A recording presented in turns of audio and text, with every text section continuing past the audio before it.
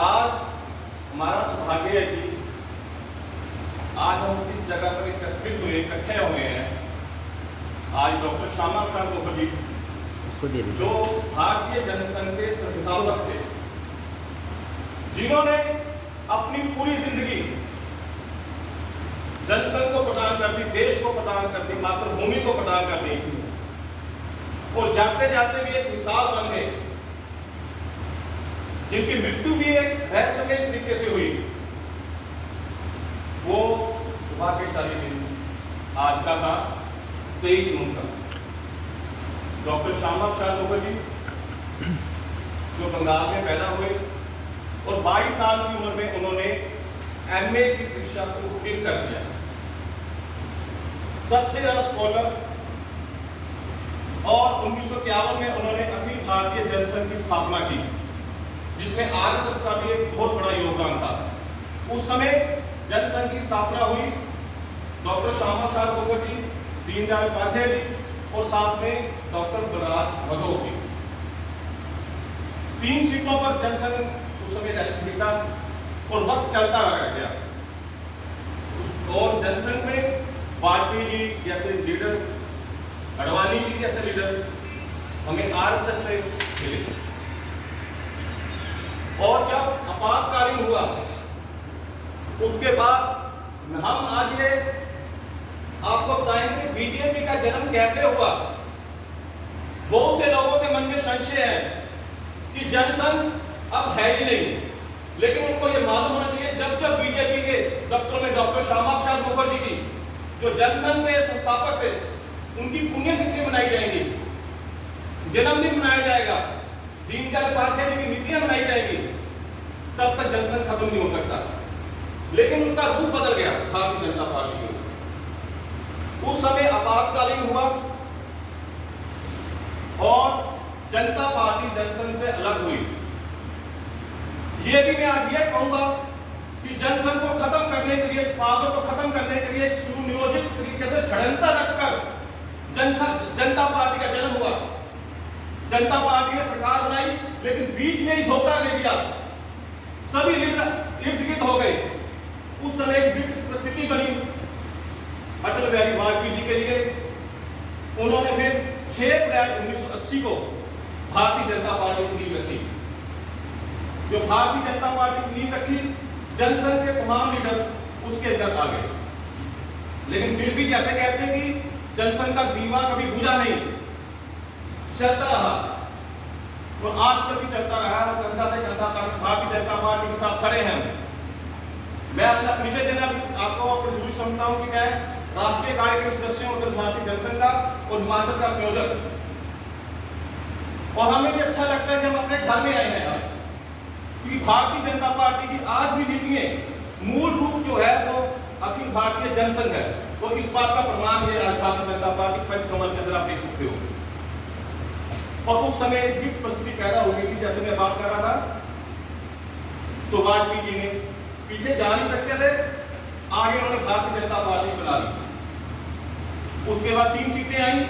जो 3 सीटें आई तो विपक्ष कहता था कि 3 सीटें आई, आगे कुछ नहीं कर सकते। लेकिन 1999 में मुरली मनोहर जोशी जी मदोक जी के पास गए तो उन्होंने कहा कि आपको राष्ट्रवाद पर चलना पड़ेगा। फिर डॉक्टर श्यामा प्रसाद मुखर्जी दीनदयाल उपाध्याय चित्र लगने शुरू हुए और उसके बाद अडवाणी ने रथ यात्रा की। और भारतीय जनता पार्टी आज के डेट में विश्व की सबसे बड़ी पार्टी है और आगे भी आज इस तरह से बढ़ती रहेगी जिस तरह से आपकी कार्यकर्ता कार्यशैली है। लेकिन समय समय पर जनसंघ आज भी जनसंघ दीपक है, दीपक रास्ता दिखाएगा, कमल उस पर चलेगा। और आज के दिन डॉक्टर हमारे बीच में कमल जी बैठे हैं, भास्कर जी बैठे हैं, जो पुराने जनसंघ से आज बीजेपी में है, टुनटुन दास है, असंख्य कार्यकर्ता हैं। लेकिन हमने एक विचारधारा पार्टी की होती है, उसको जीवित रखना है।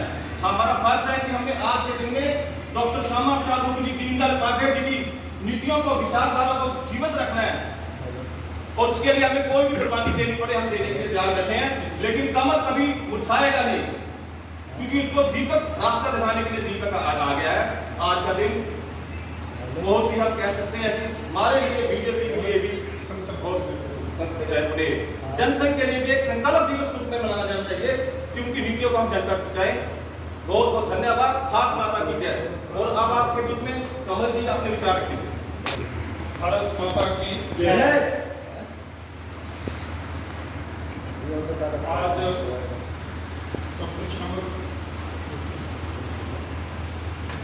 डॉक्टर श्यामा प्रसाद मुखर्जी की पुण्यतिथि है। हमारे को याद रहना चाहिए कश्मीर के अंदर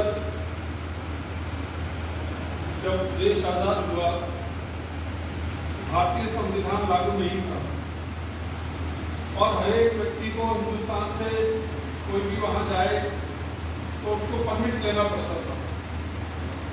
उसके कारण से डॉक्टर श्यामा प्रसाद मुखर्जी, जो कि भारत की पहली कैबिनेट जिसमें नेहरू जी प्रधानमंत्री थे, उसके मंत्री के नाते उसमें सम्मिलित थे, उनके मन में विचार आया, उन्होंने वहाँ से इस्तीफा दिया, जनसंघ की स्थापना करी और साथ में कश्मीर को भारत का अभिन्न अंग बनाने के लिए एक आंदोलन का प्रारंभ किया और जिसके अंतर्गत वो बहुत बड़ी संख्या में नौजवानों के साथ कश्मीर के प्रवेश के लिए गए।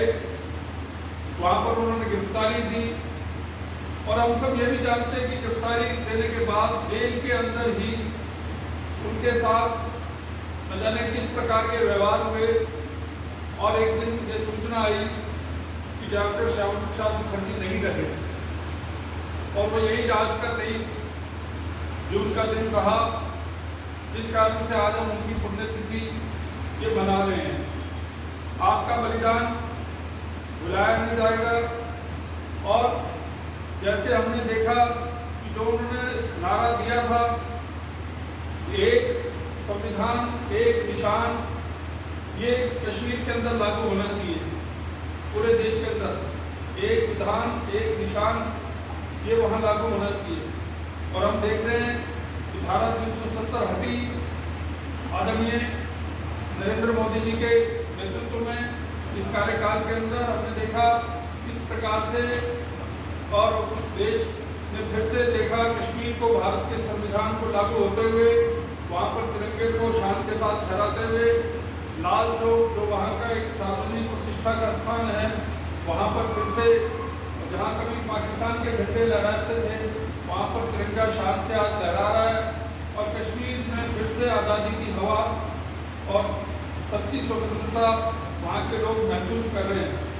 तो आज डॉक्टर श्यामा प्रसाद मुखर्जी को श्रद्धांजलि देते हुए हम सबके मन में भी ये संकल्प रहना चाहिए, देश का कोई भी हिस्सा फिर से इस प्रकार की परिस्थिति में ना आए जहाँ पर हमें उसको आज़ाद कराने के लिए आंदोलन करना पड़े।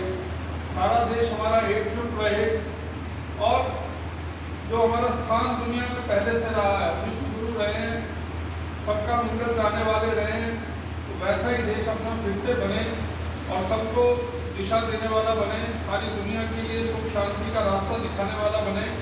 ऐसी शुभकामनाएं करता हुआ ऐसा एक संकल्प लेते हुए हम सब यहाँ से जाएंगे। आप सब यहाँ पधारे, बहुत बहुत धन्यवाद, सबको नमस्कार। कमल जी, उपस्थित बंधुओं, स्वास्थ्य जी, आज ये हम सब के लिए गर्व और हर्ष का विषय है।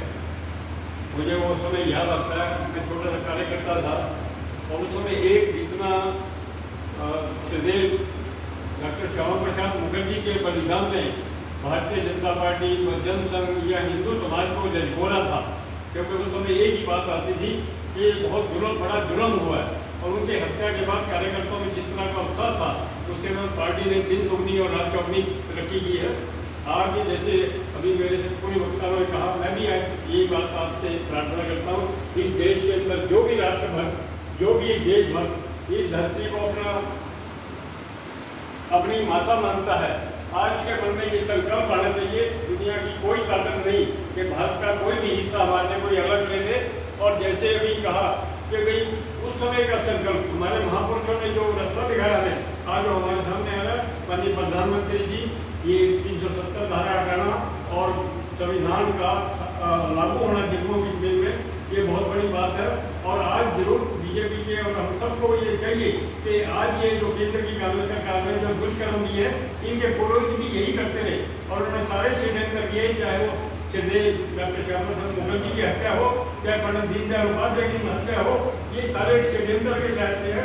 आज हमारा खून भी गर्म होना चाहिए और हमें ये संकल्प लेके आना चाहिए कि दुनिया की कोई ताकत हमारे नेताओं के खिलाफ दुष्प्रचार नहीं कर सकती, उनको नुकसान नहीं करती। बहुत बहुत धन्यवाद।